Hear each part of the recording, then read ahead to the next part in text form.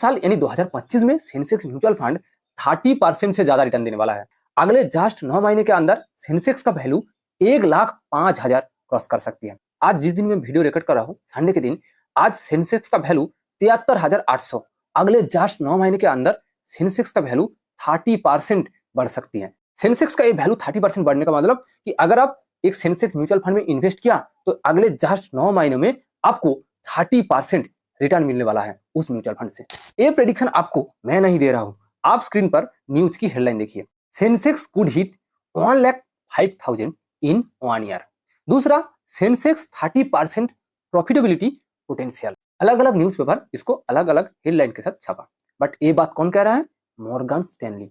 ये Morgan Stanley कोई छोटा मोटा फाइनेंशियल एडवाइजर या मार्केट एक्सपर्ट नहीं है। Morgan Stanley is famous as a global leader in financial services, particularly known for its wealth management, institutional securities, and investment management capabilities, serving individuals, institutions, and governments. यानी अगर simple line में कहा जाए तो ये Morgan Stanley एक financial firm है जो वर्ल्ड वाइड काम करती है, लोगों को फिनेंशियल सर्विस प्रोवाइड करते हैं, यानी लोगों के लिए वेल्थ मैनेजमेंट का काम करते हैं। सिर्फ लोगों के लिए नहीं, बड़े बड़े कंपनी एंड इंस्टीट्यूशंस के लिए भी ये काम करते हैं। यहाँ तक कि ये गवर्नमेंट्स के लिए, अलग अलग देशों के गवर्नमेंट्स के लिए फिनेंशियल सर्विस देते हैं। ये Morgan Stanley firm world wide 41 countries में उनका सर्विसेज प्रोवाइड करते हैं। इससे आप समझ सकते हैं कि ये कोई छोटा मोटा फिनेंशियल एडवाइजर या फर्म नहीं है, इनका पॉपुलैरिटी कितना ज्यादा है। ये फर्म आज तक जितना फिनेंशियल सर्विस प्रोवाइड किया उसके लिए इस फर्म को 4.2 रेटिंग मिला आउट ऑफ 5।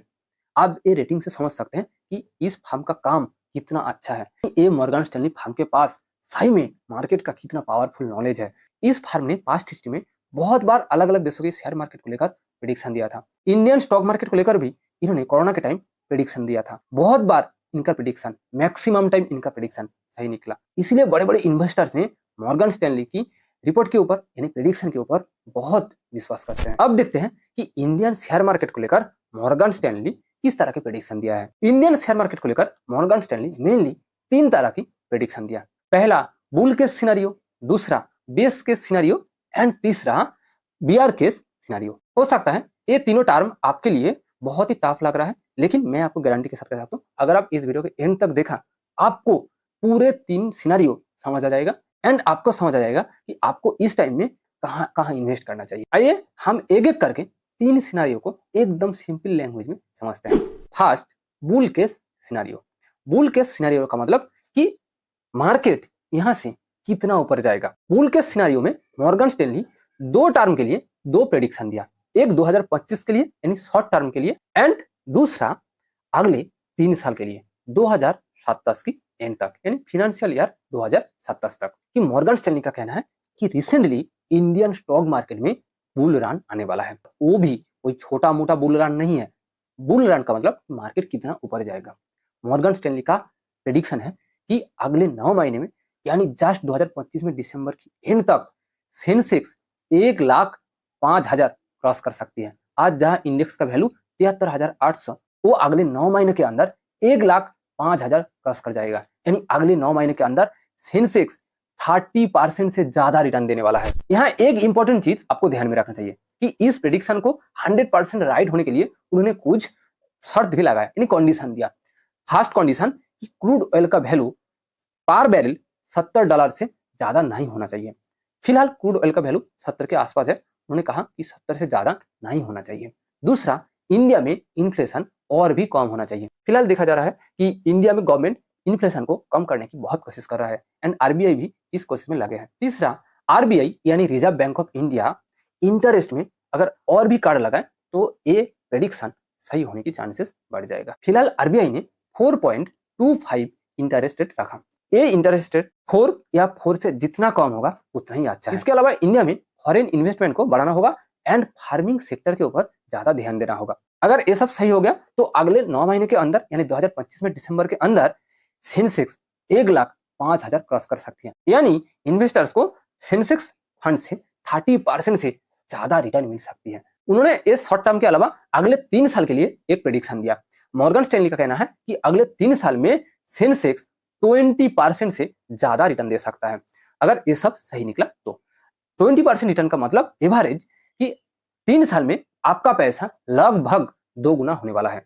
मॉर्गन स्टैनली का दूसरा prediction, base case scenario.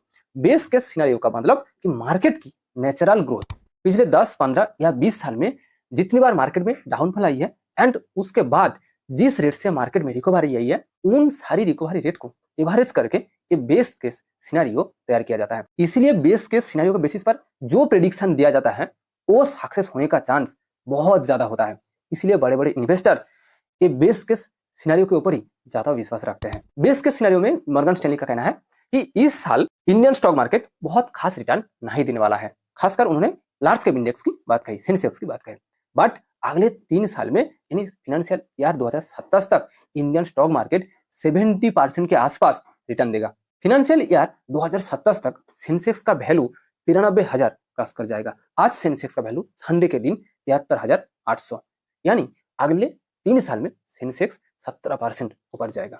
Morgan Stanley का third prediction, bear case scenario. Bear word से ही आपको पता चल गया कि ये मार्केट डाउनफॉल की प्रेडिक्शन है। मॉर्गन स्टैनली का वार्निंग है कि अगर इंडिया एंड पूरे वर्ल्ड में रिसेशन आ जाए तो इंडियन स्टॉक मार्केट खासकर सेंसेक्स लार्ज कैप 20% तक गिर सकती है। जहां तक आज लार्ज कैप लगभग 15% के आसपास गिरा, वो और भी 6% के आसपास या 6% से ज्यादा गिर सकती है। आज जहां सेंसेक्स इंडेक्स का वैल्यू 73,800 पर है, वो गिरकर 70,000 तक आ सकती है। बट उन्होंने कहा कि शेयर मार्केट की एक गिरावट सिर्फ इंडिया के लिए नहीं, पूरे वर्ल्ड की अलग अलग देशों की स्टॉक मार्केट में भी आ सकती है अगर पूरे वर्ल्ड में इस टाइम रिसेशन आ जाए तो। बट उन्होंने एक राहत की सांस दी कि ये रिसेशन आना लगभग इम्पॉसिबल है, बिकॉज चाइना, इंडिया जैसे कंट्री, बड़े बड़े लीडिंग कंट्री वर्ल्ड इकोनॉमी को लेकर, वर्ल्ड इकोनॉमी की ग्रोथ के लेकर जिस तरह की पॉजिटिव सोच रख रही है, जिस तरह की पॉजिटिव काम कर रही है, इससे पता चलता है कि इस टाइम में रिसेशन आना लगभग इम्पॉसिबल है। मॉर्गन स्टैनली का एक्सपर्ट ने दिखाया कि कब या क्यों इंडिया एंड पूरे वर्ल्ड में रिसेशन आ सकती है। फर्स्ट कंडीशन कि क्रूड ऑयल की जो प्राइस ऊपर चला जाएगा, तब इंडिया के साथ साथ बहुत सारे कंट्रीज, खासकर जिन सारे कंट्रीज क्रूड ऑयल इंपोर्ट करती है, उन सारे देशों में रिसेशन आ सकती है। दूसरा कंडीशन, डोनाल्ड ट्रंप ने ये जो टेरिफ खेल खेल रही है, अगर ये खेल और भी आगे तक, बहुत आगे तक चले या और भी बढ़ जाए तो भी उस देशों के लिए एक दिक्कत पैदा हो सकती है, उस देशों में रिसेशन आ सकती है। बट मुझे नहीं लगता कि डोनाल्ड ट्रंप की ये पागलपन या टेरिफ खेल ज्यादा टाइम तक टिक पाएगा, क्योंकि ये यूएस के लिए भी खतरा है, क्योंकि ये टेरिफ खेल के बाद यूएस स्टॉक मार्केट में भी गिरावट आना शुरू हो गया। आपने देखा होगा एनवीडिया जैसे अच्छे अच्छे कंपनी का स्टॉक प्राइस भी गिरने लगा। मॉर्गन स्टैनली का रिपोर्ट इंडियन स्टॉक मार्केट को लेकर ये तीनों प्रेडिक्शन के अलावा और एक बहुत बड़ा प्रेडिक्शन दिया, जो मुझे बहुत ही अच्छा एंड सही भी लगा।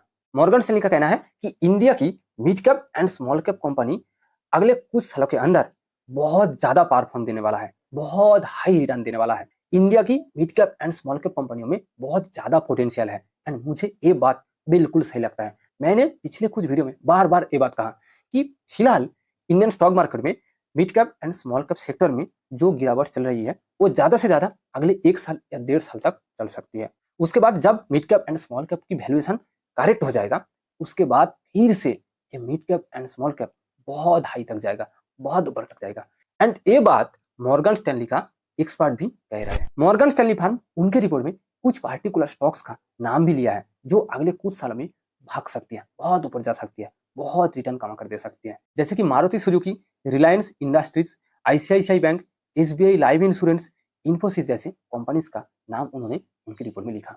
यानी देखा जाए तो Morgan Stanley financial services, IT यानी टेक्नोलॉजी एंड कंज्यूमर इंडस्ट्रीज को लेकर बहुत ज्यादा ऑप्टिमिस्टिक है। अब आते हैं कि मेरा क्या ओपिनियन है। देखिए, मॉर्गन स्टैनली की ये रिपोर्ट मैंने ध्यान से ए टू जेड अंत तक पढ़ा एंड उसके बाद मैंने एक बार फिर से 15 साल की मार्केट हिस्ट्री को एनालिसिस किया। खासकर मैंने हर एक डाउनफॉल को एनालाइज किया एंड उसके रिकवरी पीरियड को उसको एनालिसिस किया। उसके बाद मुझे लगता है कि अगले 3 साल में लार्ज कैप 15 से 17% रिटर्न दे सकता है। अगर कोई लार्ज कैप में इन्वेस्ट करना चाहते हैं तो वो आज ही इन्वेस्ट कर सकते हैं, बट ये आपके लिए किसी भी तरह का कोई रिकमेंडेशन नहीं है। बट इस टाइम हर एक इन्वेस्टर्स को mid cap and small cap से दूर रहना चाहिए, खासकर एटलीस्ट अगले 1 या 1.5 साल तक दूर रहना चाहिए। जब एक mid cap and small cap की करेक्शन सही हो जाएगा तब आप यहाँ इन्वेस्ट कर सकते हैं। एंड मेरा भी बिलीव है कि ये mid cap and small cap की करेक्शन सही होने के बाद जब ये 2 कैप की फंड्स या कंपनी ऊपर जाएगा, वो बहुत ऊपर तक जाएगा, बहुत रिटर्न देने की चांसेस हैं, क्योंकि ये 2 तरह की कंपनी में बहुत पोटेंशियल है। इसलिए मुझे लगता है कि हर एक इन्वेस्टर्स को इस टाइम बेस केस सिनेरियो के बेसिस पर ही इन्वेस्ट करना चाहिए। आपको भी रिक्वेस्ट है कि इस टाइम आप आपका इन्वेस्टमेंट डिसीजन सोच समझ कर लीजिए और जोश से नहीं, होश से लीजिए। अगर आपको मेरा ये वीडियो इन्फॉर्मेटिव लगा तो प्लीज वीडियो को लाइक कीजिए एंड दोस्तों के साथ शेयर कीजिए। अगर आप अभी भी चैनल को सब्सक्राइब नहीं किया तो प्लीज सब्सक्राइब कीजिए। Thank you for watching this video.